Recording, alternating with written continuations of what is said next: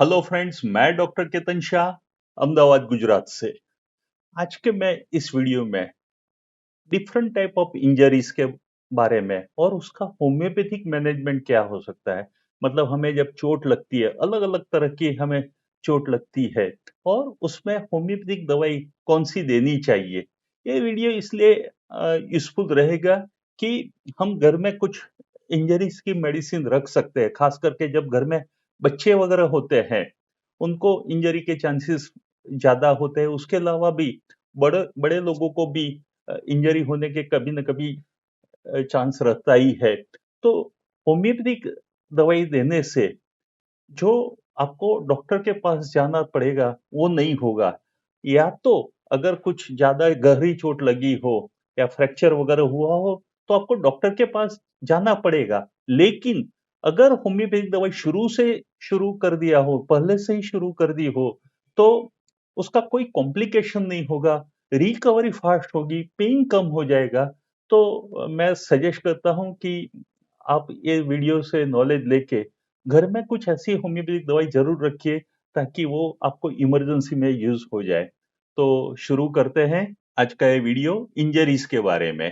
तो types of injuries and their homeopathic management. तो बहुत तरह की इंजरीज होती है, जैसे स्मॉल स्क्रैच को लेके फ्रैक्चर तक की इंजरी हमें होती है। और तो सबसे पहले हम बात करते हैं कि जब हमें ब्लंट इंस्ट्रूमेंट लग जाता है। ब्लंट इंजरी मतलब क्या, कि आपको चोट लग गई, आप कहीं टकरा गए, तो टकरा जाने पर आपको स्किन में कोई कुछ नहीं हुआ है, स्किन इंटैक्ट रही है, स्किन ब्रेक नहीं हुई है, न कोई कट हुआ है, कुछ नहीं। लेकिन इंजरी की वजह से अंदरूनी इंटरनल हेमरेज हो जाता है। तो ये हेमरेज की वजह से वो पार्ट या तो ब्लू या तो ग्रीन इस तरह का हो जाता है, बहुत सारा दर्द होता है। जब बच्चे गिरते हैं तब भी ऐसा ही, सिर दर्द वगैरह में भी ऐसे ब्लंट इंजरी बोल सकते हैं। तो इस तरह की इंजरी में मैं सबसे पहले आर्नी का यूज करता हूं, जहां हेमरेज की वजह से वो पोर्शन ब्लैक एंड ब्लू डिस्कलरेट हो जाता है। और यही पोर्शन अगर वही इंजरी की जगह पहले ब्लैक एंड ब्लू और बाद में वो ग्रीन हो जाता है, तब आप लीडम पाल करके जो दवाई आती है वो यूज कर सकते हैं। और कई बार ब्लूइश और पर्पलिश डिस्कलरेशन हो जाता है, वहां लेकेसिस आप यूज कर सकते हैं। लेकिन सबसे ज्यादा आर्निका 30 आप यूज कर सकते हैं, कि जहां चोट लगी है लेकिन कट नहीं हुआ है, इंटरनल हेमरेज हुआ है, ऐसी जगह पे। कई बार हमें क्रिकेट खेलते वक्त आंखों पे बॉल लगता है और कहीं आप टकरा गए, सिर टकरा गया, तो पूरी आंख के आसपास ब्लूइश पोर्शन हो जाता है। उसमें भी आप आर्नी का यूज कर सकते हैं, लीडम पाल यूज कर सकते हैं। कई बार क्या होता है कि आंख के अंदर चोट लगने से वजह से एक हेमरेज हो जाता है। मेरे एक पेशेंट को अभी ही मैं बॉम्बे में उसको ट्रीट कर रहा हूँ, उसको एक इंटरनल हेमरेजिस हुआ है और बोल रहा है कि डॉक्टर कि अगर ये हेमरेज ठीक नहीं हुआ, मतलब हेमरेज कम नहीं हुआ दवाई से, तो हमें उसको सर्जरी करके निकालना पड़ेगा। एक केस में मैंने आने का सोच ही सकता हूँ, लेकिन उसके दूसरे और सिम्टम्स पर से मैंने एक हेमेमालिस 30 पोटेंसी उसको सजेस्ट किया है और दवाई भेजा है उनको। और मुझे आशा है कि अब उसको सर्जरी नहीं करना पड़ेगा। तो जब इंटरनल एमरेज हुआ है तो अब आर्निका है, रूटा है, और एक दवाई है सिम्फाइटम, सल्फ्यूरिक एसिड, ये सब मेडिसिन आप बहुत अच्छे से सोच सकते हैं। अब बात हुई हेड इंजरी की। मैंने पहले बताया कि बच्चों को हेड इंजरी होने के बहुत चांसेस होते हैं। खेलते खेलते गिर गए और सिर दर्द हुआ, ऊपर स्वेलिंग भी कई बार आ जाता है।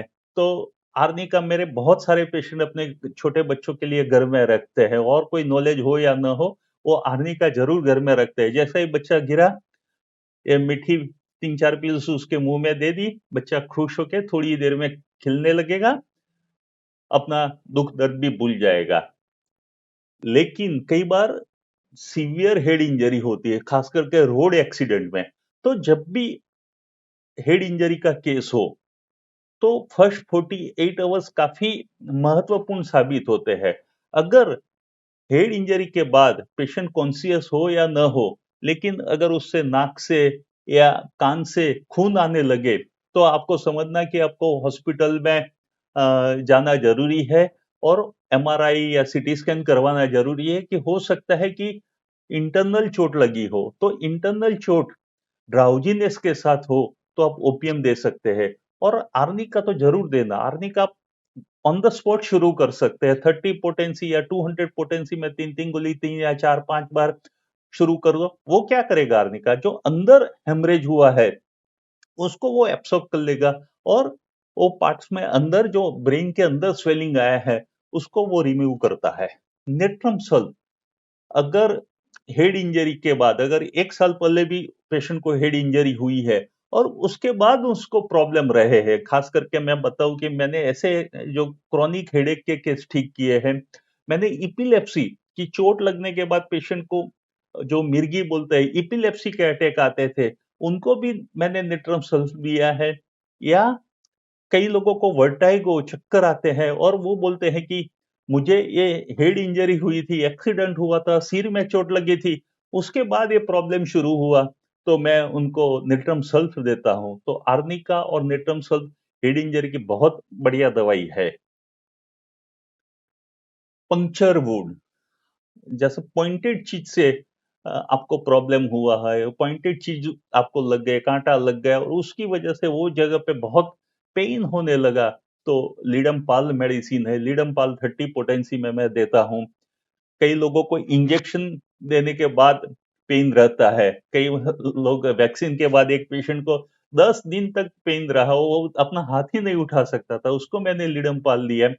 और खास करके मैं लीडमपाल कहाँ यूज करता हूँ कि ऑपरेशन के वक्त एनेस्थीसिया, मतलब जो स्पाइनल एनेस्थीसिया देते हैं, कमर में इंजेक्शन देते हैं, बैक में इंजेक्शन देते हैं, खास करके सीजरियन सेक्शन के वक्त, और ये पेन काफी लंबा चलता है। जो इंजेक्शन जो साइड पे दिया है वहां पे पेन रहता है स्पाइनल एनेस्थीसिया में, वहां भी वो पेन को दूर करने के लिए भी मैं लीडमपाल देता हूँ।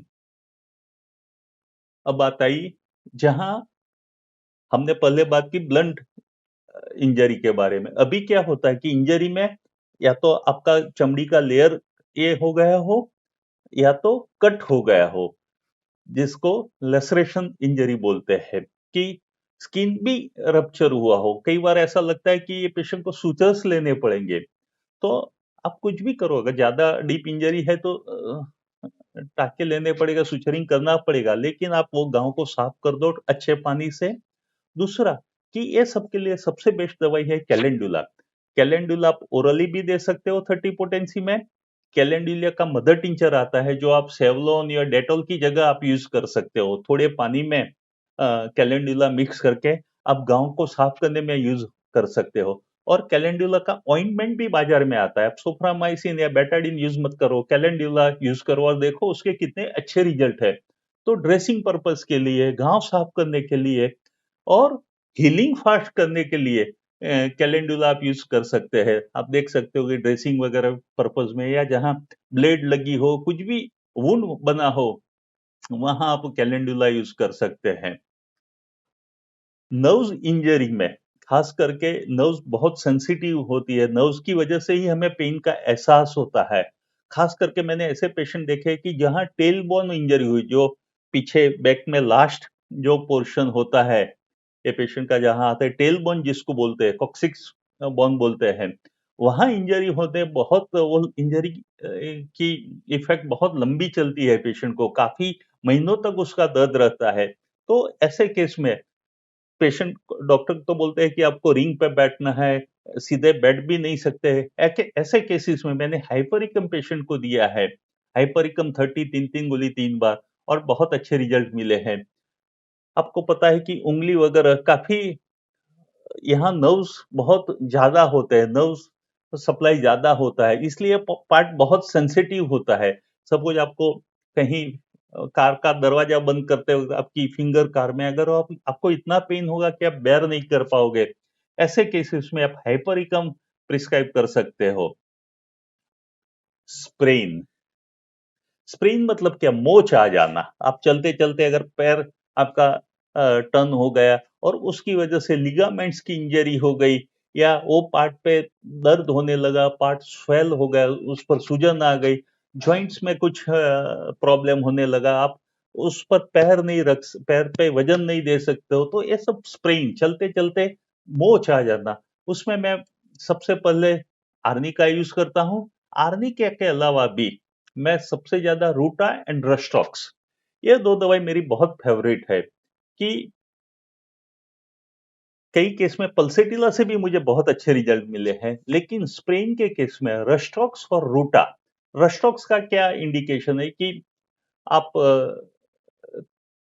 थोड़ा चलने के बाद पेशेंट को अच्छा महसूस होने लगेगा, तब आप रस्टॉक्स दे सकते हो। रूटा आपको पता है कि जो बोन के आसपास में जो पेरियोस्टियम बोलते हैं वहां कुछ इंजरी हुई हो, जो लिगामेंट्स इंजरी हुई हो, टेंडन इंजरी हुई हो, ये सब में रूटा बहुत अच्छा सा यूज करती है।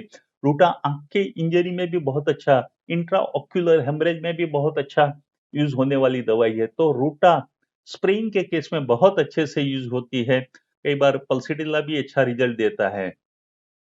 ये बहुत कॉमन है कि ओवर स्ट्रेचिंग के वक्त, या तो आप कोई वेट उठा रहे हो, मैंने देखा कि ट्रैवलिंग में पेशेंट को आदत नहीं है 20 किलो की बैग उठाने की, और वो उठाने जाने से सडन उसको मोच आ जाती है, कमर पकड़ा जाती है, सबसे ज्यादा ये बाल्टी उठाने गए और कमर में मोच आ गई।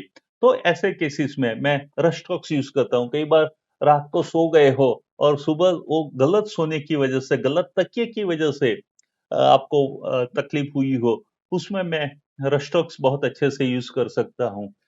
और ऐसे ही मोच के पेशेंट में, मतलब कुछ लिफ्टिंग के वक्त अगर मस्कुलर पेन हो गया और डॉक्टर बोलेंगे कि मसल्स में पेन है, और पेशेंट थोड़ा भी मूवमेंट्स नहीं कर सकता है, थोड़ा भी मूवमेंट्स करने जाएगा उसको पेन होगा। पेशेंट को ऐसा ही लगता है मैं जैसे ही बैठा हूँ, जैसा ही लेटा हूँ, वैसे ही लेटे रहूं, वरना पेन होगा। अगर उसको खांसी भी आएगी, छींक भी आएगी, बोलने भी जाएगा, तो भी दर्द होगा। अगर सपोज आपको चेस्ट में दर्द हो रहा है, तो ब्रीदिंग के वक्त भी दर्द होगा। तो इस तरह का जहाँ थोड़े से भी मूवमेंट से आपको दर्द हो रहा है, तो आप ब्रायनिया सोच सकते हैं। फ्रैक्चर, फ्रैक्चर बहुत अलग अलग तरीके होते हैं, एक हेयरलाइन क्रैक से ज्यादा पूरा कंपाउंड फ्रैक्चर तक के अलग अलग टाइप के फ्रैक्चर होते हैं। फ्रैक्चर में जब भी किसी को लगे कि क्या होगा, फ्रैक्चर पता कैसे चलेगा कि पेशेंट को थोड़ी भी मूवमेंट्स होगी उसको बहुत दर्द होगा, और दूसरा कि थोड़े ही टाइम में वो पार्ट में स्वेलिंग आ जाएगी, तो आपको समझना कि पेशेंट को शायद फ्रैक्चर हो सकता है। ऐसे मामले में जहां इंजरी हुई है, जहां फ्रैक्चर हुआ है, वो पार्ट को आपको हिलाना नहीं है, वो पार्ट को इमोबाइल करना है। आप या तो उसको पट्टे से बांध के एक ही पोजीशन में रख दो, उसमें मूवमेंट नहीं देना है। आप डॉक्टर के पास जाइए, और साथ में आप एक्सरे वगैरह करवाने से भी पता चल जाता है कि फ्रैक्चर है। और ओल्ड एज में फ्रैक्चर बहुत कॉमन है बिकॉज ऑफ द ऑस्टियोपोरोसिस, जो हड्डियों में से कैल्शियम कम हो जाता है कुछ एज के बाद, उसमें बहुत फ्रैक्चर, बैठे बैठे भी मैंने देखा है लोगों को फ्रैक्चर हो जाता है, बाथरूम में थोड़ा भी गिरे और पूरा हिप का फ्रैक्चर हो गया। तो फ्रैक्चर ओल्ड एज में बहुत कॉमन कंडीशन है, तो बहुत ध्यान रखने जैसा है। तो कोई भी फ्रैक्चर, ये अलग अलग टाइप के फ्रैक्चर है, क्रैक से लेके पूरा कंपाउंड बोन के टुकड़े हो जाते हैं, और कई बार ऑपरेशन ही उसमें इंडिकेशन आता है। तो फ्रैक्चर के केस में कई बार मैं शुरू इंजरी हुई हो और वो पार्ट ब्लू हो गए हो, तो शुरू में एक दो तीन दिन आर्निका देता हूँ ताकि उनका पेन रिलीफ हो जाए। बाद में मैं सिम्फाइटम 30 आर्निका के बाद दी जाने वाली मेडिसिन है, जो क्या करता है कि उसकी संधि बहुत अच्छे से कर देगा, जुड़ान बहुत अच्छे से कर देगा। तो सिम्फाइटम 30 आप लंबा समय दे सकते हो, उससे पेन भी कम हो जाएगा और वो हीलिंग भी फास्ट हो जाएगा। कैलकेरिया फॉस, कुछ लोग बायोकेमिक में देते हैं, कैलकेरिया फॉस, कैलकेरिया फ्लो, ये सारी मेडिसिन फ्रैक्चर में यूज होने वाली दवाई है, और कई बार 15 दिन महीना भर देना है। प्लास्टर तो करवाना ही है, आपको ऑर्थोपेडिक को मिलना ही है। लेकिन ये दवाई लेने से मैं आपको बताऊंगा कि ऑर्थोपेडिक ने जो भी दवाई बताई होगी वो नहीं लेना पड़ेगा आपको, सिर्फ होम्योपैथिक दवाइयों से आपका पेन वगैरह चला जाएगा। और मैंने कई ऐसे पेशेंट को देखे कि ऑर्थोपेडिक को भी ताज्जुब हो जाता है कि ऐसा नहीं लग रहा था कि इतना जल्दी फ्रैक्चर हो हील हो जाएगा, इतना जल्दी कैसे हील हो गया। तो ये होम्योपैथिक दवाइयों के चमत्कार हैं, उससे काफी अच्छे से फ्रैक्चर हील हो जाता है। बंस, लेडीज घर में रसोई करते वक्त बंस का भोग बन जाती है। आप नहीं मानोगे, अभी मेरे कोविड कोविड पेशेंट था, वो स्टीम इनहेल कर रहा था और वो गर्म पानी उनके पैर पे गिरा और पूरे पैर में बहुत उसको बंस आ गए। तो हम बंस को दो, ये इंजरी को दो पार्ट में डिस्ट्रीब्यूट करेंगे कि पहला, जब बंस होता है तो इमीडिएटली फफूले नहीं होते, ब्लिस्टर फॉर्मेशन नहीं होता है, पहले ऐसा ही वहां जलन वगैरह होगा और लेटर पार्ट में उसको ब्लिस्टर बनेंगे। तो जैसा ही बंस हो, मैं सजेस्ट करता हूँ कि आपको ठंडे पानी में हाथ रख देने हैं, बर्फ लगा दो या तो ठंडे पानी में वो बंस वाला वो पोर्शन पे आप तो डाल सकते हो। ये करने से पेशेंट को रिलीफ हो जाएगा पेन वगैरह में, बर्निंग वगैरह, क्योंकि अनबेरेबल बर्निंग होती है। आर्सेनिक जब ऐसे ब्लिस्टर बन जाते हैं और जलन होती है, और बंस में जलन में वैसे ठंडे पानी से आपको रिलीफ मिलता है, लेकिन आर्सेनिक पेशेंट को अगर कुछ ठंडा लगा गर्म लगाए तो उसको अच्छा लगता है। यूजुअली ठंडा से बेटर होता है, लेकिन आर्सेनिक में बर्निंग बेटर बाय वार्म, ये उसका बहुत अच्छा इंडिकेशन है। कई बार हम फफूले बन जाते हैं, ब्लिस्टर बन जाते हैं, उसको रिमूव कर देते हैं तो अंदर की चमड़ी बाहर आ जाती है, वहां आप कैलेंडुला अप्लाई कर सकते हैं। और सुपरफिशियल बंस हो या तो सन लाइट की वजह से बंस हो, तो आप कैलेंडुला यूज कर सकते हो। कॉस्टिकम, अगर बंस की कोई इफेक्ट रह गई हो, मेरे एक पेशेंट अपने घर के टेम्पल में दिया बत्ती कर रहा था और उसकी वजह से उसको हाथ जल गया, और जो पोर्शन में जला था वहां वॉट्स हो गए, और मैंने कॉस्टिकम 200 का एक ही डोज दिया और उसके सारे वॉट्स चले गए। पेशेंट सरप्राइज हो गया कि ये कैसे हो गया। तो बंस होने के बाद, उसके बाद कोई भी इफेक्ट रही हो आपकी बॉडी में, elements, bad effects of the burns, आप कॉस्टिकम यूज कर सकते हैं, ये बहुत अच्छा उसका इंडिकेशन है। बंस में जो मैं सबसे ज्यादा यूज करता हूँ वो ये दवाई है, कैंथारिस। कैंथारिस आप ओरल भी दे सकते हो, कैंथारिस का ऑइंटमेंट भी आता है, कैंथारिस का लिक्विड भी आता है। तो जब रोनेस एंड जो बर्निंग पेन होता है, वो ठंड से आराम लगता है, तो उसमें कैंथारिस, तो जब भी मेरे पास बंस का केस आता है मैं इमीडिएटली आर्सेनिक या तो वो तो कुछ रेयर केस में यूज करता हूँ, लेकिन सबसे पहले मुझे सबसे अच्छे रिजल्ट कैंथारिस से मिले हैं। तो बर्निंग और बेटर बाय कोल्ड, कैंथारिस का बहुत अच्छा है। और ये यूज करने से, अर्ली स्टेज में यूज करने से जो ब्लिस्टर फॉर्मेशन है उस पर रोक आ जाती है।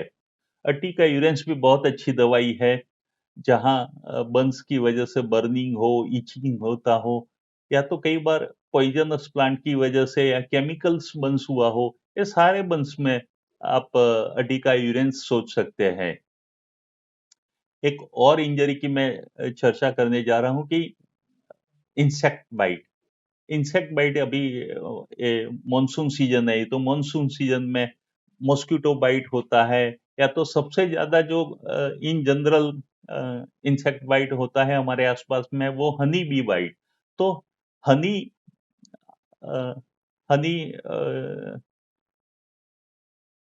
जब हनी बी बाइट होता है, बी बाइट, उसमें एपिस बहुत अच्छे से काम करता है। अगर आपको लग गया कि पूरा पोर्शन में ऐसा सूजन आ गई, स्वेलिंग आ गई है और साथ में बर्निंग है, स्टिंगिंग पेन है, रेडनेस है, तो आप एपिस दे सकते हो। कुछ केसेस में आप आर्निका भी दे सकते हो। बेलाडोना, जहाँ वो पार्ट ड्राई हो गया हो, हॉट हो गया हो, रेडनेस आ गई हो, वहां बेलाडोना भी यूज कर सकते हो। और अर्टिका यूरेंस भी बहुत अच्छी दवाई है उसकी, जहाँ पे इंसेक्ट बाइट की वजह से खुजली वगैरह होता हो। मॉस्किटो बाइट में मैं लीडम पाल करके जो दवाई आती है वो यूज करता हूँ जब मॉस्किटो बाइट होता है तब। तो बहुत सारी दवाइयाँ हैं इंसेक्ट बाइट की, लेकिन मैं ज्यादा यूज करता हूँ हनी बी बाइट हो तो अ, ये एपीस, और कुछ केसेस में मैं लीडम पाल भी बहुत अच्छे से यूज कर सकता हूँ। अब डिलीवरी के वक्त कुछ इंजरी होती है लेडीज को, उसमें मैं आर्निका और हाइपरिकम यूज करता हूँ। और सर्जरी हुई है, खास करके सीजरियन सेक्शन, जहां बेलिस पर यूज करता हूँ। बेलिस पर का क्या मेन इंडिकेशन है, कहते डीप टिश्यू इंजरी जहां हुई हो और उसकी वजह से प्रॉब्लम हो तो आप बेलिस पर यूज कर सकते हो। और कई बार स्टेफिसेग्रिया भी मैं यूज करता हूँ आफ्टर ऑपरेशन। तो ये आफ्टर ऑपरेशन की मेडिसिन है कि वहां से उसकी वजह से जो हीलिंग होगा वुंड का वो फास्ट हो जाएगा आफ्टर सर्जरी के बाद। हमने कुछ ऐसे भी लोग देखे हैं जिनको, अब मैं फिजिकल इंजरी की बात नहीं करता हूँ, मेंटल इंजरी की बात कर रहा हूँ, कि ब्लड देखा और उनको कहीं पर भी ब्लड देखा और फेंट हो गए, मूर्छा आ गई उनको। या तो ऐसे केसेस में किसी का झगड़ा भी देखा उन्होंने कि दो लोग को झगड़ते हुए देखा और किसी ने उनको डांट भी दिया तो भी ये लोग फेंट हो जाते। तो इग्नेशिया पेशेंट बहुत हिस्टेरिकल होते हैं, बहुत सेंसिटिव होते हैं। तो जब मेंटल अफेक्शन होता है, ये भी एक इंजरी ही हो रही है। और आपने कोई ऐसा डरावना सीन देख लिया, आपने रोड पे एक्सीडेंट देख लिया और आपको बुखार आ गया, तो ऐसी इंजरी की वजह से जहां आपको मन में डर बैठ गया और वो डर को भी आप इंजरी समझ लो, तो एकोनाइट और ओपियम मैं कई बार वो एकोनाइट 200 या 1 पोटेंसी में कुछ ही डोज देता हूँ और पेशेंट को वो जो माइंड में डर बैठा रहता है वो निकल जाता है। अब लास्ट स्लाइड में मैं बात कर रहा हूँ कि यूजुअली मैं 30 पोटेंसी में यूज करता हूँ। 30 पोटेंसी रिपीटेडली देता हूँ जहां ब्लंट चोट लगी हो या कट्स हुआ हो, इंसेक्ट बाइट हुई, कोई भी इंजरी में यूजुअली मैं 30 पोटेंसी से शुरू करता हूँ और रिपीटेडली देता हूँ, दिन में 3 बार 4 बार, जिस तरह की जरूरत हो इस तरह से। अगर कुछ आपको ऑइंटमेंट लगाना है तो ऑइंटमेंट बाजार में रेडीमेड मिलता है, और मदर टिंचर फॉर्म में बंस में या तो कैलेंडुला वगैरह का जो आपको मदर टिंचर यूज करना है तो वो लिक्विड फॉर्म में मिलता है और वो आप यूज कर सकते हो। तो यही सारी बात हुई इंजरीज रेमेडीज के बारे में। आशा करता हूं कि आपको ये वीडियो पसंद आने से भी ज्यादा आप कुछ दवाइयां घर में रखो, तो मैं पक्का बोलता हूं कि आपकी रिकवरी बहुत फास्ट हो जाएगी, आपको एलोपैथ डॉक्टर के पास भी नहीं जाना पड़ेगा। और एक और बात बता दूं कि समय के अभाव की वजह से मैं अब लाइव क्लिनिक अभी थोड़े टाइम के लिए बंद कर रहा हूं, तो मुझे क्षमा करना। आज ही बुधवार है लेकिन मैं आज लाइव क्लिनिक नहीं करूंगा। Thank you very much.